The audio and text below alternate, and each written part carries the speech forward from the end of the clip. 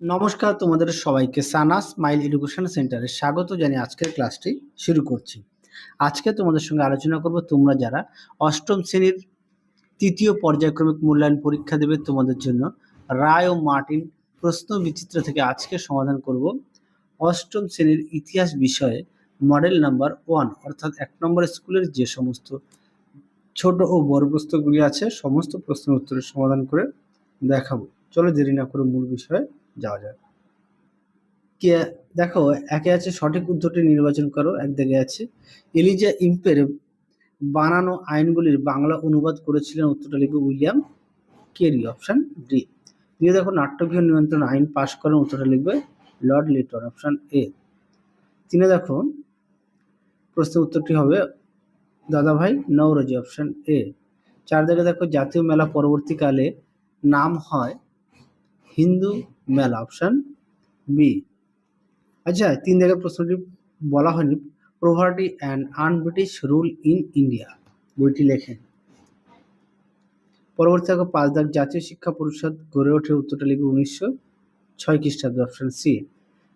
ছয়ে দেখো ভারতে গান্ধীজির প্রথম অহিংস সত্যাগ্রহ আন্দোলন হয় চম্পারণ সত্যাগ্রহ, অপশন এ। পরবর্তী দেখো 7 দাগের প্রো চেঞ্জার দলের নেতা ছিলেন, উত্তরটা লিখবে চিত্তরঞ্জন দাস, অপশন সি। পরবর্তী দেখো কি আছে 8 দাগ জাতীয় কংগ্রেসের দল পূর্ণ স্বাধীনতার দাবি তোলে, উত্তরটা লিখবে লাহোর অধিবেশনে, অপশন এ। পরবর্তী দেখো 9 দাগে 3টি গোলটেবিল অধিবেশনে যোগদান করেছিলেন, উত্তরটা লিখবে আম্বেদকর, অপশন এ। 10 দাগ দেখো ইন্ডিয়ান রিপাবলিক আর্মি গড়ে তোলেন, উত্তরটা লিখবে Masterda Surya Sen, option A. পরবর্তী দেখো 11 দাগ ত্রিপুরা কংগ্রেসের সভাপতি নির্বাচিত হন, উত্তর লিখবে সুভাষচন্দ্র বসু। পরবর্তী প্রশ্ন দেখো 12 দাগের ভারতে ইংরেজি ভাষাকে সরকারি ভাষায় স্বীকৃতি দেওয়া হয়, উত্তরটা লিখবে 1835 সালে, অপশন এ। 13 দাগে দেখো পাকিস্তান কথাটি প্রথম উত্থাপন করে, উত্তরটা লিখবে অপশন সি চৌধুরী রহমত আলী। 14 দাগে দেখো ভারতের সংবিধানের মূল রূপকার, উত্তরটা লিখবে ডক্টর বি আর আম্বেদকর, অপশন সি।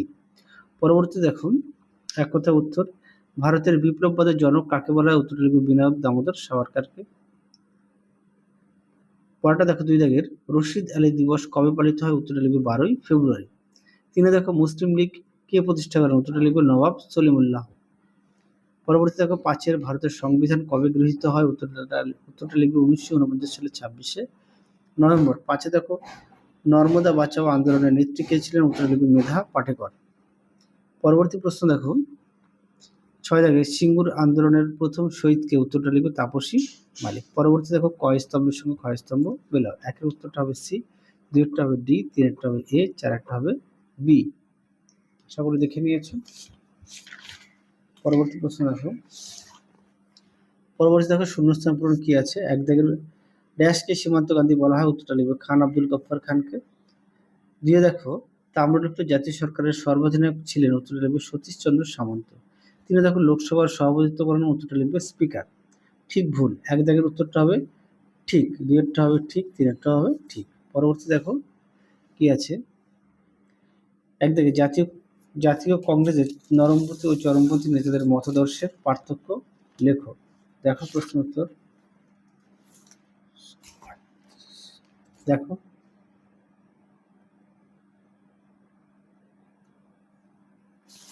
পরবর্তী দেখো খিলাফত আন্দোলন কাকে বলে। দেখো প্রশ্ন উত্তর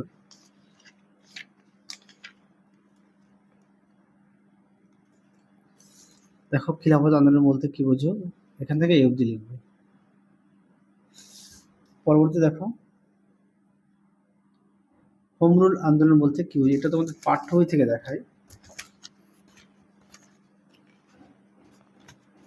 দেখো পাঠ্য বইয়ের পেজ নম্বর হচ্ছে 116। দেখো হোম রুল মুভমেন্ট, এখান থেকে এই অবধি লিখবে। পাঠ্য বইয়ের পেজ হচ্ছে 116। পরবর্তী দেখো রাজাজি সূত্র কি। দেখো উত্তরটি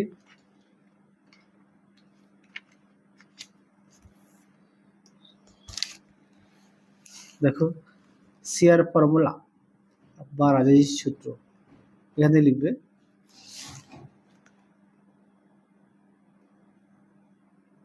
এই পর্যন্ত লিখবে, প্রস্তাবটাও একটু দুটো দেবে আর প্রত্যাখ্যানটা একটু দেখে নিও। পরবর্তী দেখো 5 দাগের মাস্টারদা সূর্য সেন কেন স্মরণীয়? দেখো উত্তর।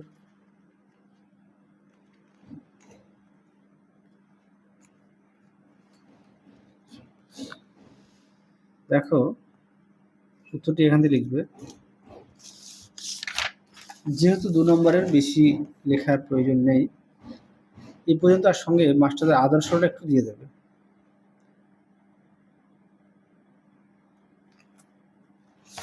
পরবর্তী দেখো কি আছে,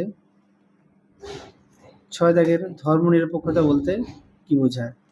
এটা তোমাদের পাঠ্য বইতে আছে, পাঠ্য বই পেজ হচ্ছে 148 পেজে। দেখো উত্তর, এখান থেকে অবধি লিখবে। দেখো দেখো ধর্ম নিরপেক্ষতা, এখান থেকে অবধি লিখবে। পরবর্তী ছিল 7 দাগ, প্রশ্নটা দেখো, তার উত্তরটি দেখাই। দেখো দুটি মৌলিক অধিকার লিখবে এখান থেকে। পরবর্তী দেখো 8 দাগ, তেভাগা আন্দোলন কাকে বলে? দেখো তেভাগা আন্দোলন, এখান থেকে অবধি লিখবে। দেখো তেভাগা আন্দোলন নামে পরিচিত, এখান থেকে অবধি লিখবে। পরবর্তী দেখো 9 দাগ, 1813 খ্রিস্টাব্দে চার্টার আইন। দেখো উত্তরটি। 84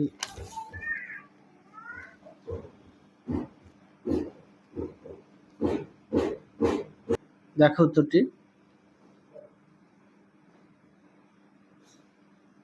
এই পর্যন্ত লিখবে। পরবর্তী দেখো 10 দাগ, ব্রাহ্ম সমাজ ও ব্রাহ্ম আন্দোলনের বিভাজন কেন ঘটে? দেখো প্রশ্ন উত্তরটি।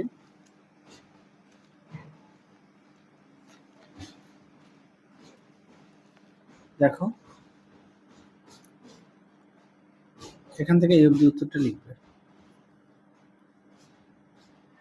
এখান থেকে এই অবধি লিখবে। পরবর্তী দেখো প্রশ্ন কি আছে, 4 দাগের 4-5টি বাক্যের নিচের প্রশ্নগুলো উত্তর দাও। একে, হিলবার্ট বিল আন্দোলন কাকে বলে? এই প্রশ্নের উত্তরটি তোমাদের পাঠ্য বইতে পেয়ে যাবে, পেজ নম্বর হচ্ছে 98। হ্যাঁ, পেজ নম্বর 98 পাঠ্য বইতে পেয়ে যাবে। পরবর্তী দেখো সুরাট বিচ্ছেদ কি? উত্তরটি দেখো। দেখো উত্তরটি এখান থেকে লিখবে।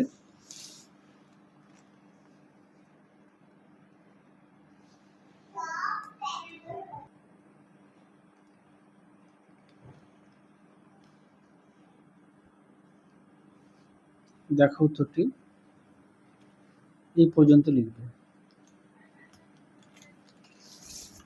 পরবর্তী দেখো 2 দাগ, তুমি কি গান্ধীজির স্বরাজ ভাবনাকে সমর্থন করো? তোমার উত্তরের সপক্ষে যুক্তি দাও। দেখো উত্তর। দেখো উত্তর,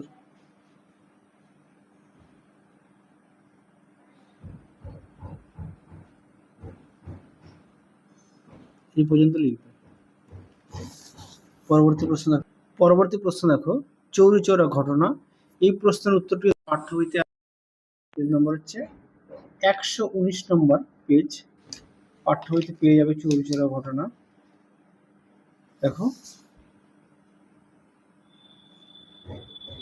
উত্তরটি পেজ নম্বর দেখো। পরবর্তী দেখো কি আছে, লাহোর প্রস্তাব কি? এই প্রশ্নের উত্তরটা তোমাদের, এই প্রশ্নের উত্তরটি তোমাদের মধ্যশিক্ষা পর্ষদের মডেল সেটের উত্তরটি দেখানো আছে, সেখান থেকে একটু দেখে নিও, কেননা একই প্রশ্ন উত্তর বারবার। পরটা দেখো কিভাবে পাকিস্তান কথাটির উৎপত্তি হয়? উত্তরটা দেখো। দেখো প্রশ্নের উত্তরটি তোমরা এখান থেকে পেয়ে যাবে, এখান থেকে এই উত্তর। পরবর্তী দেখো এছাড়া পাঠ্য বইতে পেয়ে যাবে 142 নম্বর পেজে। পরবর্তী দেখো, আচ্ছা প্রো চেঞ্জার, এই প্রশ্নের উত্তরটি তোমাদের ভিডিও শেষে লিখে দেওয়া আছে, দেখে নিও। পরটা দেখো নেহরু রিপোর্ট কি? উত্তরটি দেখো। দেখো নেহরু রিপোর্ট কি? এই পর্যন্ত লিখবে। পরবর্তী দেখো 5 দাগ, ভারতের রাষ্ট্রপতি পদের যোগ্যতা কি? দেখো এই প্রশ্নের উত্তরটি তোমাদের পাঠ্য বইতেই আছে, 149 পেজে পেয়ে যাবে। পাঠ্য বইতে 149 নম্বর পেজে পেয়ে যাবে। দেখো রাষ্ট্রপতি যোগ্যতা, রাষ্ট্রপতি পদপ্রার্থী হতে গেলে এখান থেকে ঠিক উত্তরটি এই পর্যন্ত লিখবে। পরবর্তী দেখো পেজ নম্বর 149। পরবর্তী দেখো ভারতীয় পঞ্চায়েত ব্যবস্থা কটি স্তর ও কি কি। দেখো পশ্চিমবঙ্গের পঞ্চায়েত ব্যবস্থা 3টি স্তর আছে, গ্রাম পঞ্চায়েত, পঞ্চায়েত সমিতি আর জেলা পরিষদ। এবার তাদের সম্পর্কে দেখো দেওয়া আছে, তোমরা অবশ্যই লিখবে। পরবর্তী দেখো 5 দাগের 8-10টি বাক্যে যে কোনো 3টি প্রশ্নের উত্তর তো একই আছে। জালিয়ানওয়ালাবাগের হত্যাকাণ্ড, এটা তোমাদের পাঠ্যবইতে 118 পেজে আছে, তোমরা 118 নম্বর পেজ থেকে পাঠ্যবই থেকে পড়ে নিও। দেখো জালিয়ানওয়ালাবাগের হত্যাকাণ্ড, উত্তরটি এখান থেকে লিখবে। এটা হচ্ছে রাওলাট সত্যাগ্রহ, এখান থেকে অবধি, জালিয়ানওয়ালাবাগের হত্যাকাণ্ড এখান থেকে ঠিক এই পর্যন্ত লিখবে। Page number 119, 118, 119। পরবর্তী দেখো জাতীয় কংগ্রেসের দলের প্রতিষ্ঠার কারণ, দেখো প্রশ্ন উত্তরটি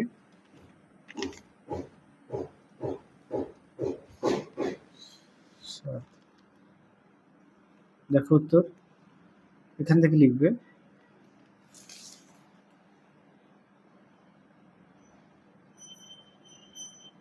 এই পর্যন্ত লিখবে। পরবর্তী প্রশ্ন দেখো 4 দাগের আজাদ হিন্দ ফৌজ কিভাবে ভারত অভিযান করেছিল। দেখো উত্তরটি এখান থেকে লিখবে।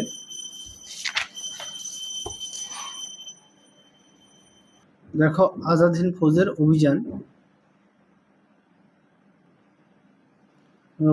বাহিনীর আত্মসমর্পণটা দেবে, গুরুত্বটাও তুলে ধরবে।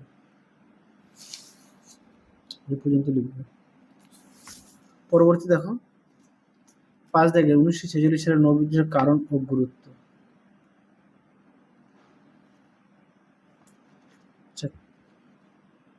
দেখো প্রশ্ন উত্তরটি,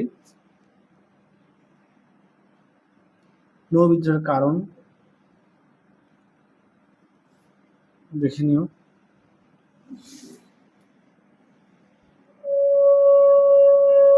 পরবর্তী দেখো গুরুত্ব, এই পর্যন্ত উত্তরটা লিখবে। পরবর্তী দেখো স্বামী বিবেকানন্দ স্মরণীয় কেন। দেখো প্রশ্নের উত্তর, দেখো উত্তর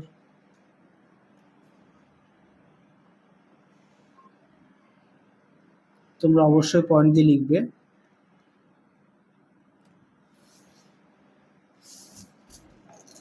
আচ্ছা নৌবিদ্রোহ কারণ গুরুত্ব, এটা তোমাদের পাঠ্য বই থেকে তোমরা পেয়ে যেতে পারো, আমি তো দেখিয়ে দিলাম উত্তরটি সহায়িকা থেকে, পাঠ্য বই থেকে 132 পেজে পেয়ে যাবে। তাহলে চলো আজকের মতো এখানেই সমাপ্ত করছি, আবার দেখা হবে খুব শীঘ্রই তোমাদের পরবর্তী ভিডিওতে। হ্যাঁ, আর তোমাদের ভিডিও শেষে দেখো এই দুটি প্রশ্ন এগুলো বাকি আছে, আমি তোমাদের লিখে দেওয়া আছে, একটু দেখে নিও। যে প্রশ্নটি বাকি ছিল 4-এর 4 দেখ প্রো চেঞ্জার ও নো চেঞ্জার কারা, দেখো তোমরা একটু দেখে নিও প্রো চেঞ্জারটা। পরবর্তী দেখো নো চেঞ্জার কারা, দেখো তার উত্তর তোমরা অবশ্যই খাতা লিখে নিয়ে পড়বে। পরবর্তী একটা প্রশ্ন ছিল 5-এর 3 দাগের প্রশ্ন, গান্ধীজি ও সুভাষচন্দ্র বসুর আদর্শগত বিরোধী ভারতীয় রাজনীতিতে কতখানি প্রভাবিত করেছিল, দেখো তার উত্তর। পয়েন্ট দিয়ে দেওয়া আছে, তোমরা অবশ্যই পড়ে নিয়ে লিখবে, যদি পারো খাতায় লিখে নিয়ে পড়বে। দেখে নিও উত্তরটি।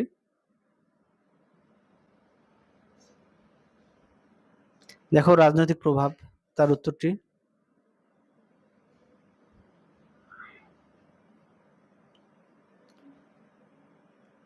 তাহলে চলো আজকের মতো এখানেই সমাপ্ত করছি, আবার দেখা হবে খুব শীঘ্রই তোমাদের পরবর্তী ভিডিওতে।